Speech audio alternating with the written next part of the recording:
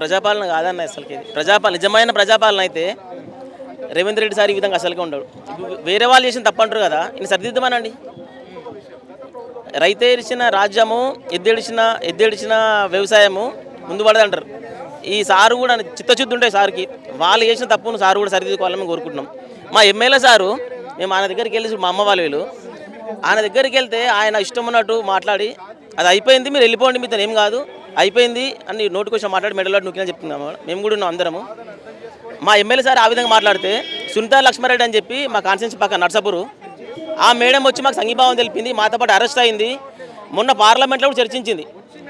ఆమె మేడంకు పాలాభిషేకం చేసింది. ఆ మేడంకు మేము కాలు మొక్తాం. విలేజ్ వాళ్ళందరం మస్తు ఆ మేడం, అరే మన కాన్స్టిట్యూన్సీ కాకుండా కానీ ఆ సునీతారెడ్డి మేడం మన గురించి మాట్లాడింది, మన గొంతు మన పార్లమెంట్ వరకు తీసుకువెళ్ళింది. మన ప్రభుత్వం ఎందుకు పట్టించుకోవట్లేదు అర్థం కావట్లేదు అన్న మాకు. అసలుకి మీడియా మిత్రులు కూడా మధ్య రానివ్వట్లేదు.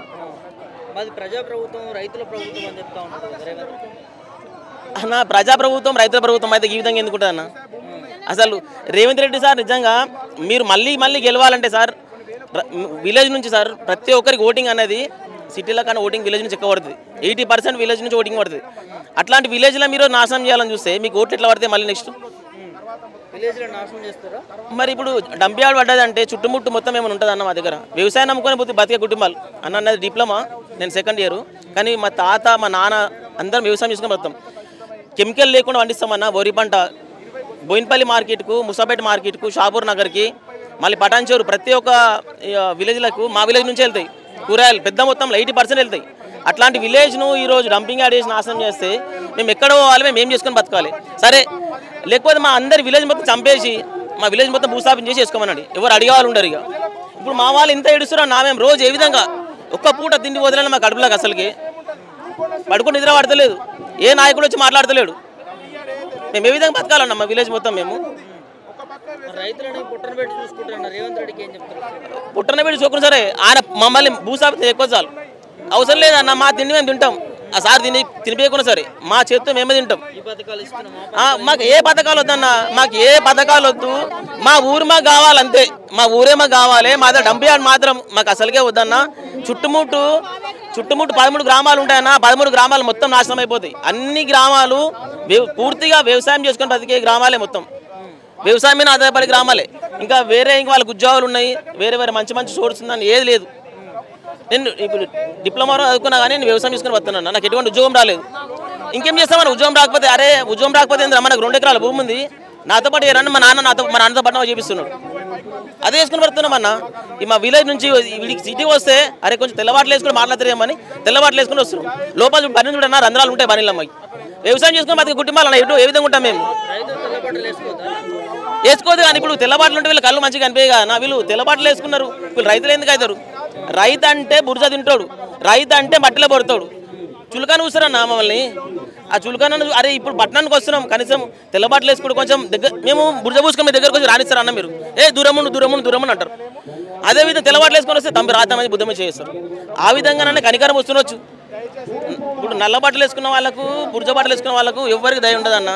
ప్రభుత్వం ప్రతి ఒక్క దానికి పథకాలు ఇస్తుంది. రైతుకి ఇస్తుందా?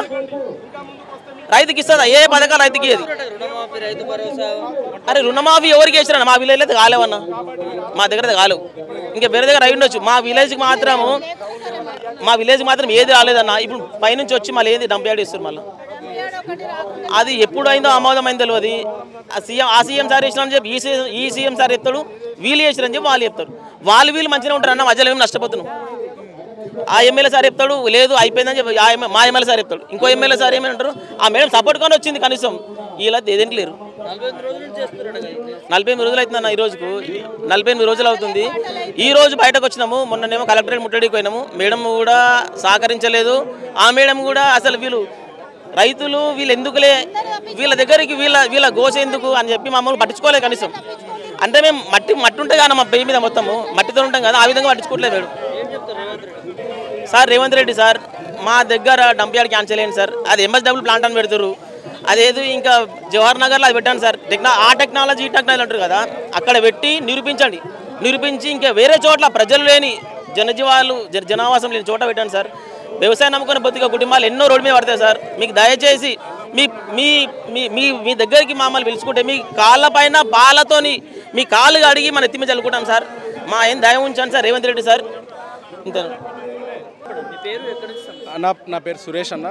మాది సంగారెడ్డి జిల్లాలోని గుమ్మడిదల్ మండలంలోని నల్లవల్లి గ్రామం అన్న.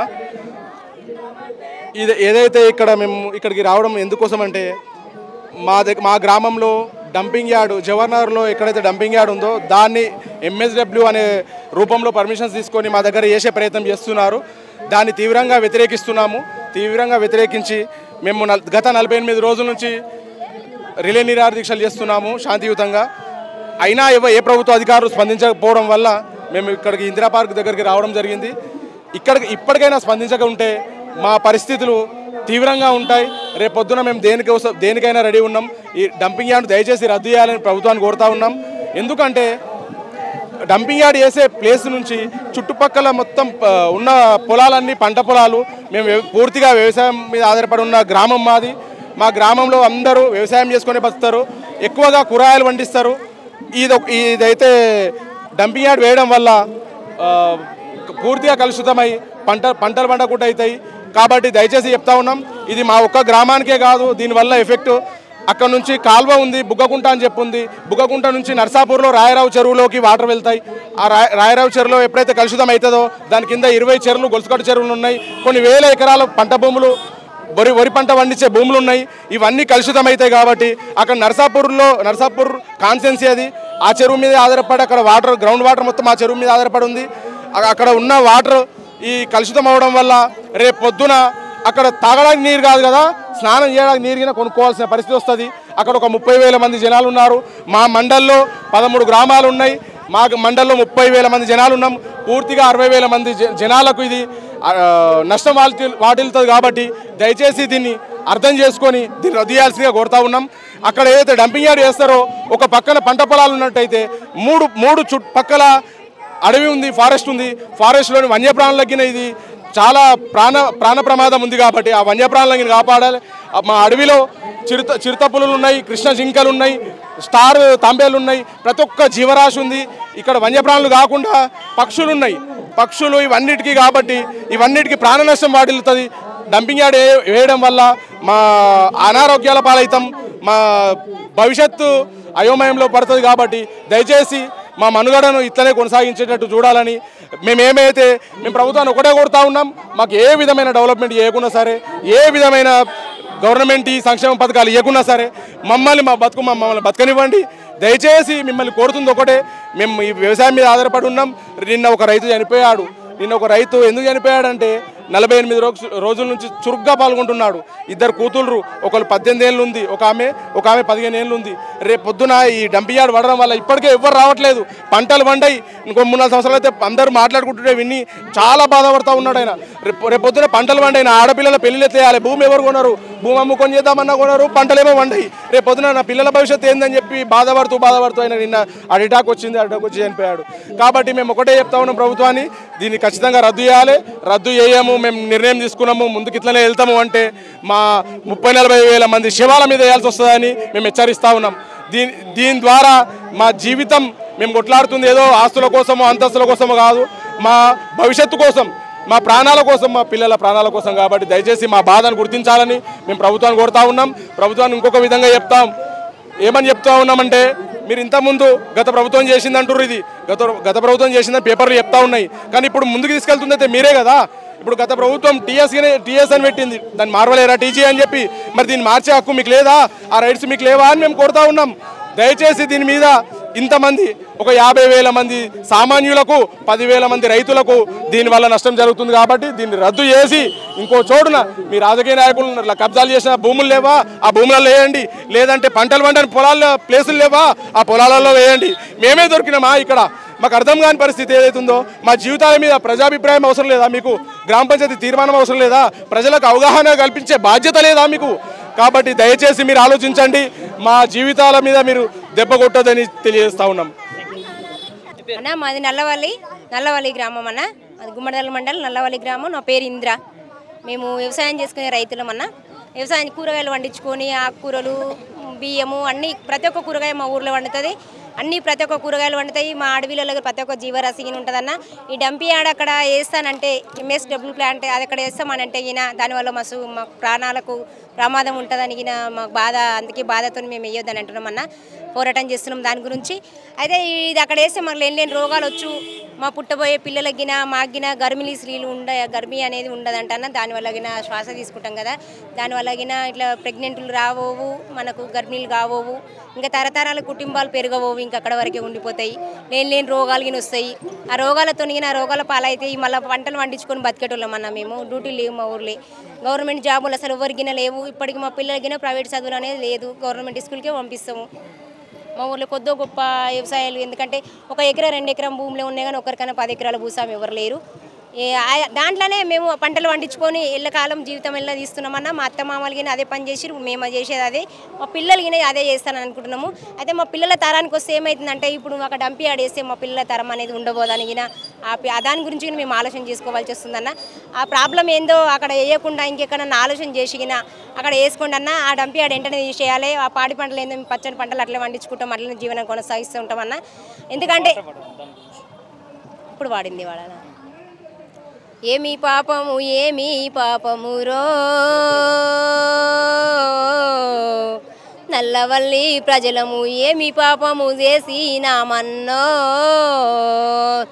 ఏమి పాపము చేస్తీమన్నా ఏమి గోసా చేస్తీమన్నా ఏమి పాపము చేస్తీమన్నా ఏమి గోసా చేస్తీమన్నా డంపీ యార్డు నువ్వంటుంటే గుండెలో నా దడదడలాయే డంపీ యార్డు నువ్వంటుంటే గుండెలో నా దడదడలాయే గుండెలో నా దడదడలాయే మనసులెంత చిన్నవాయే గుండెలో నా దడదడలాయే మనసులెంత చిన్నవాయే పుత్రశోకము పెట్టినామన్నో మా పల్లె వాసులము గొడు ఎల్లా తీస్తున్నామన్నో గోడు ఎల్లా పోస్తున్నామన్నా గోస ఎల్లా తీస్తున్నామన్నా గోస ఎల్లా తీస్తున్నామన్నా బిక్కు బిక్కు నెడుచుతున్నాము చెట్టుగాని పిట్టలమైతున్నామో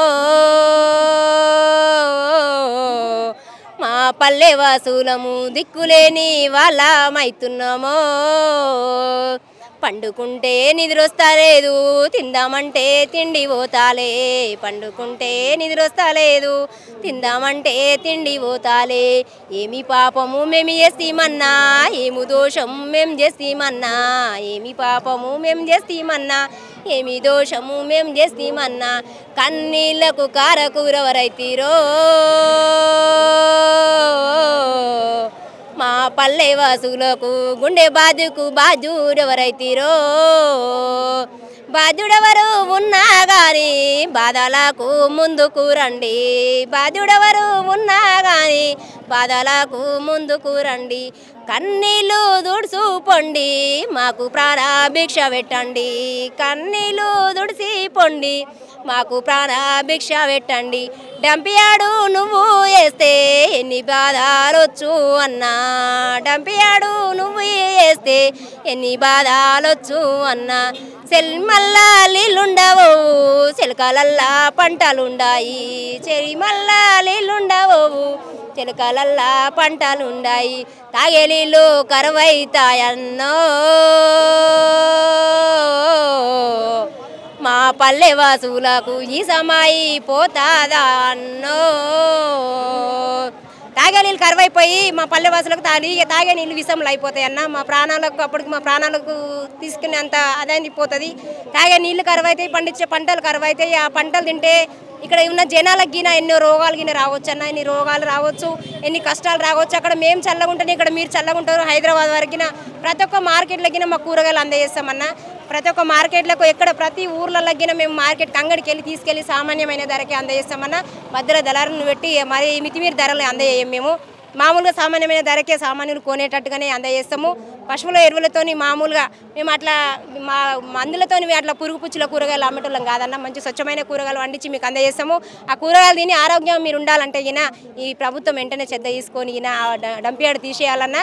డంప్ యార్డ్ తీసేయన ఈ గండ నుంచి మమ్మల్ని గడ్డకి ఎక్కియాలి. ఎల్లకాలం మేము తోడుంటామన్నా. నీకు ఈ ఏదైనా తప్పులు ఉంటే ఈయన ఆ తప్పులు ఈయన పక్కకు పెట్టేసి నువ్వు ఈ కొత్తగా అన్న ఇప్పుడు గత ప్రభుత్వం చేసిన తప్పు నువ్వు చేయకన్నా. ఈ ప్రజలను ప్రాణాలు పోసి కాపాడుకునే ప్రయత్నం చేయండి అన్న. ప్రాణాలు తీసే పని చేయకండి. ప్రజల ప్రాణాలతో జలగటం ఆడకుండా అన్న.